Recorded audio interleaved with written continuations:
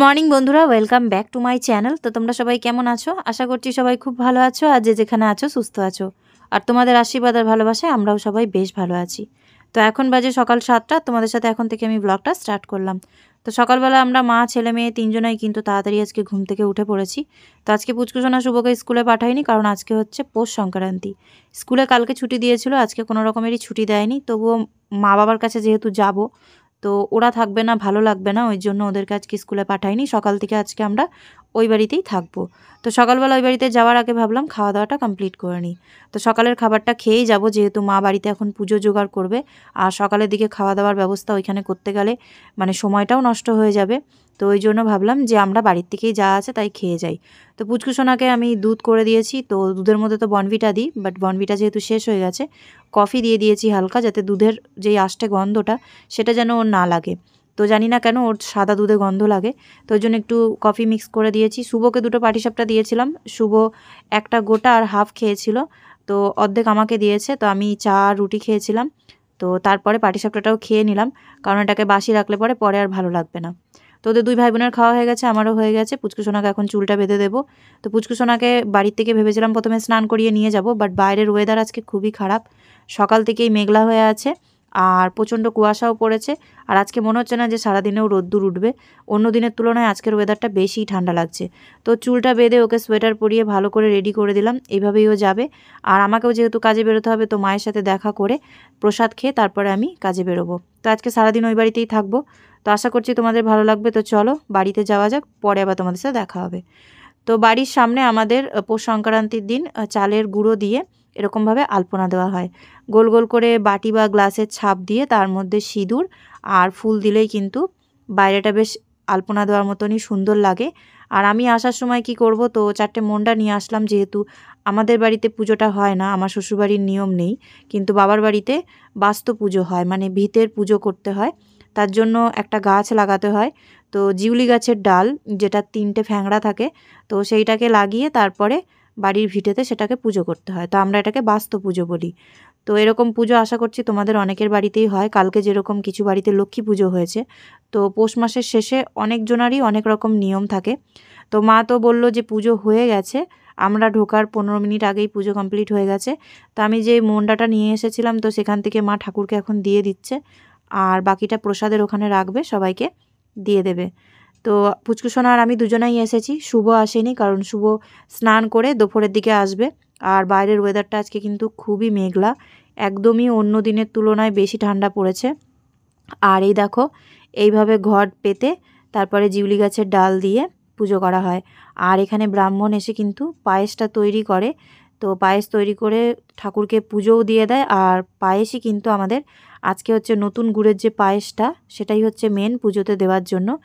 তো আমরা আসার পরে তো দেখলাম মা মোটামুটি প্রসাদ টোসাদ সব এক পাশে সাজিয়ে রেখেছে। তো এখন আমি কয়েকটা বাড়িতে আশেপাশে প্রসাদ দিয়ে আসবো। তো তার আগে চলো ঠাকুরকে প্রণাম করে নিই, আর মা কি কি প্রসাদ দিচ্ছে তো সেগুলো তোমাদের সাথে একবার শেয়ার করে দিই।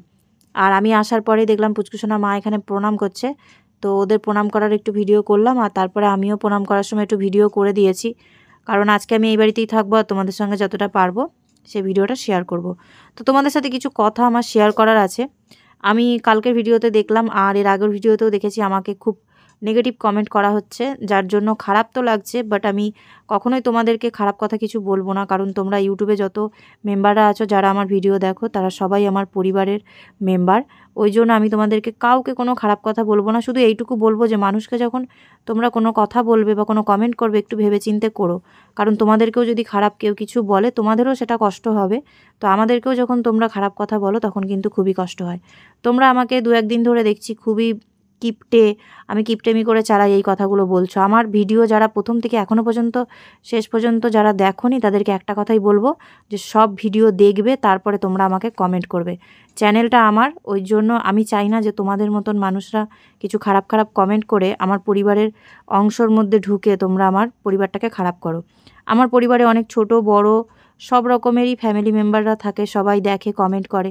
তোমরা এই ধরনের কমেন্ট করে কি দেখাতে চাও? তোমাদের ভাবনা চিন্তাটাই অনেকটা আলাদা। তোমরা হয়তো সেই ভালো মানুষদের মতো নয় যারা ভালোভাবে সব জিনিস দেখো। তোমরা ভালোটাকে সবসময় খারাপভাবে দেখো। আর কেন তোমরা এই ধরনের কমেন্ট করো? শুধু আমাকে বলে নয়, তোমরা আজকে আমার ভিডিওতে এসে কমেন্ট করছো, কালকে নিশ্চয়ই অন্য কারোর ভিডিওতে গিয়ে কমেন্ট করবে। তোমরা তো আমার কোনো ক্ষতি করোনি বা আমি তোমাদের কোনো ক্ষতি করিনি। ভিডিও দেখতে ভালো লাগলে অবশ্যই দেখো। ভিডিও দেখতে যদি ভালো না লাগে, তোমরা প্লিজ আমার ভিডিও দেখো না। বাট এত বাজে বাজে কমেন্ট করো না। আর সবথেকে বেশি আমার খারাপ লেগেছে যখন আমি এই ভিডিওটা এডিট করতে বসার সময় রাত্রিবেলা কমেন্টটা পেলাম যে বাবা মার বাড়িতে আমি ভিখারির মতন যাই। তো তোমরা একটা কথা জেনে রেখো যে বাবা মার ভালোবাসা কিন্তু কখনো ভিক্ষা হয় না। তাহলে তোমরা বাবা মার মর্মই বোঝো না। তো আমাকে কাউকে বোঝাবার দরকার নেই যে আমার বাবা মাকে আমি কতটা ভালোবাসি আর আমার বাবা মা আমাকে কতটা ভালোবাসে। তোমরা হয়তো অনেকটাই ছোট মনের মানুষ যারা এই ধরনের কথা বলো। তো তোমাদেরকে আর কিছু বলতে চাই না। শুধু আমি এইটুকুই বলবো যে তোমরা আমার পরিবারের যোগ্য নও। তো নেক্সট টাইম আমার ভিডিও তোমরা দেখো না। তোমাদের নেট খরচা করে, পয়সা খরচা করে আমার ভিডিও দেখার কোনো প্রয়োজন নেই। তোমাদের মতন আমার ইউটিউব পরিবার না থাকলেও চলবে। তোমরা নিজেরা ভালো মনের মানুষ হলে অবশ্যই সবাইকে ভালো মনের মানুষ মনে করতে আর সবাইকে ভালো কমেন্ট করতে। তো এখন বাজে বিকাল 4:30। দুপুরের আমি খাওয়া দাওয়া করেই বেরিয়ে পড়েছিলাম। তোমাদেরকে তো দেখালাম আলু সেদ্ধ, ডাল, আর তার সাথে ছিল ফুলকপি ভাজা, বেগুন ভাজা। মা যেটাকে বেসন দিয়ে পকোড়ি বানিয়েছিল। তো রাত্রিবেলার জন্য মা কিন্তু সরা পিঠে করেছিল, যেগুলোকে গুড় আর দুধের মধ্যে ফুটিয়েছে। তো খুবই নরম আর সফট হয়েছে। তো এটা আমি এখন তুলছি খাওয়ার জন্য। আমি পুচকুসোনা দুজনে মিলে খাবো। শুভ এখনও টিউশন থেকে পড়ে আসেনি, আর বাবা গেছে বাজারে মালপত্র তুলতে। আর মা এখন পাটিসাপটা বানাচ্ছে। তো এটা গরম গরম নামাবার পরে দেখতে খুব ভালোই লাগছে, আর তোমাদের সাথে ভাবলাম শেয়ার করি। তো কালকে যারা আমার ভিডিওতে বলেছিল না যে খুব কিপটেমি করে আমি পাটিসাপটা বানিয়েছি, তো তাদেরকে বলতে চাই, যদি আমার ভিডিওটা তোমরা দেখে থাকো তাহলে দেখো, কালকে আমি যে অল্প করে পাটিসাপটা বানিয়েছিলাম সেটা আমি খালি বাড়িতে একটু নিয়ম রক্ষা করার জন্য করেছিলাম। আর বাবার বাড়িতে আসার পরে এই আয়োজনগুলো করা হবে যখন জানি, তখন একগাদা বানিয়ে অপচয় ফেলে দেওয়া বা নষ্ট করাটা না আমরা ছোটোর থেকে শিখিনি। কষ্টের মর্ম আমরা বুঝি, ওই জন্য ফুটানিটা কমই করি। যতটা ক্ষমতা ততটার মধ্যেই থাকার চেষ্টা করি।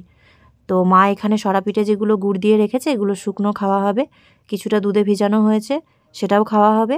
আর তার সাথে মা এখন করছে পাটিসাপটা। তো আজকের ব্লগটা আমি এখানেই শেষ করছি। কেমন লাগলো তোমাদের ভিডিওটা? আর প্রত্যেকটা পিঠে বা পুজোর আয়োজন সব কিছু কমেন্ট করে কিন্তু অবশ্যই জানিও। আর ভিডিওটা যদি আমার ইউটিউব পরিবারের কারোর একটুও ভালো লেগে থাকে, তাহলে নতুন বন্ধু হলে আমার চ্যানেলটাকে সাবস্ক্রাইব করে পাশে থেকো। এটাই আমার জন্য অনেক বড় হেল্প হবে। আর আশা করব যে তোমরা এইভাবে আমাকে সাপোর্ট করবে। তো চলো, দেখা হবে কালকে নতুন একটা ব্লগে, নতুন একটা ভিডিওতে। সবাই ভালো থেকো, সুস্থ থেকো, সাবধানে থেকো, আর সব সময় নিজেদের খেয়াল রেখো। Take care, good night, by.